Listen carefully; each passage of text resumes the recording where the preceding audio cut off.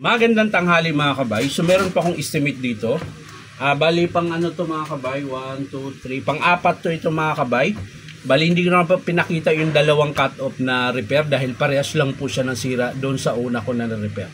So ito mga kabay, job number 39671. Ang model po nito mga kabay ay DW810 grinder na DeWalt. Ayan.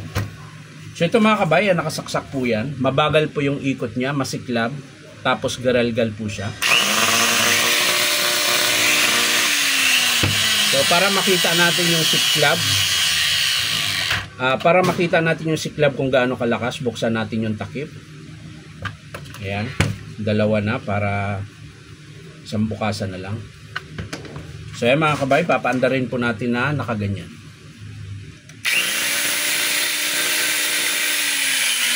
Kabila din, ganun din po.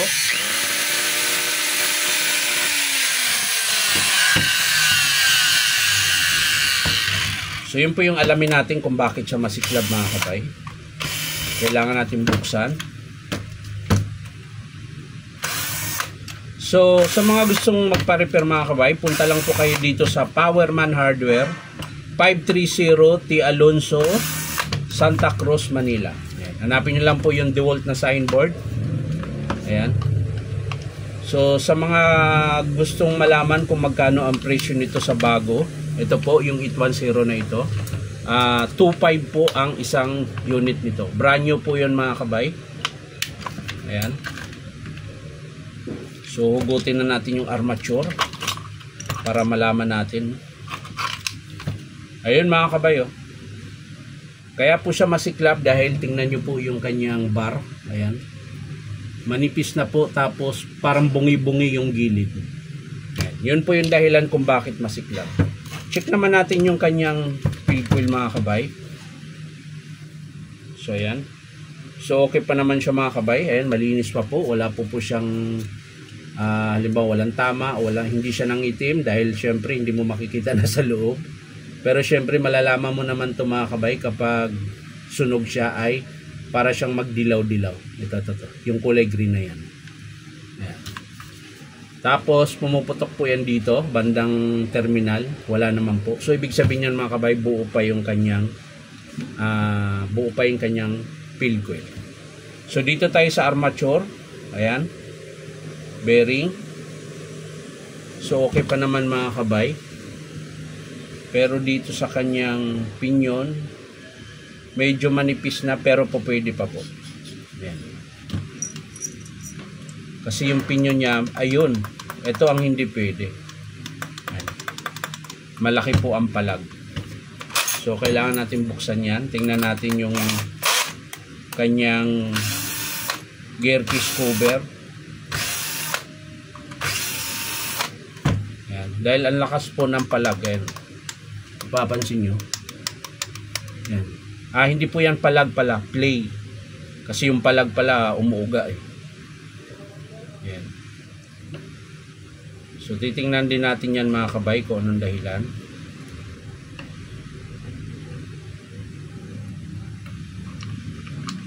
Ayan. So, hindi na natin ayun, buti malambot lang yung flange. So ayan, yung bearing niya mga kabay okay pa. Ang problema, yung etong kumintab, ayan, yung housing niya sa labas, nakayod po na, ang tawag niyan, napudpod. Dahil po dito, maluwag po yung kanyang gear case cover. So i-estimate po natin yan. Yung sa gear niya mga kabay, ayan, makikita nyo, medyo matalas na po yung ngipin niya, pero po pwede pa po yan. So ang papalitan po natin dito sa DW810 na grinder mga kabay, armature. Ito. Tapos bearing 9. Ayan po. Ulitin ko lang mga kabay. Bali ang papalitan po natin dito sa DW810 armature. Ayan. Tapos yung bearing 949625-U2. Ito, pero ang number nito parang 6001 yata, hindi ako nagkakamali. Tapos yung kanyang gear case cover. At syempre yung carbon, ayan, bago pa po yung carbon niya. Ayan, so wala pa po tayong palitan dyan. Dito sa gearbox niya, okay pa po yung lock. Ayan. Ito lang mga kabay yung flange. Bungi na po yung lock niya. Ayan. So, yung outer niya, okay pa yan. Inner lang. Ayan. So, 1, 2, 3, 4, apat na spare parts ang papalitan dito sa DW810. So yan lang mga kabay, hindi ko na po ipapakita kung paano buuin, papakita ko na lang sa inyo mga kabay kapag in-approve ng customer. Bye-bye!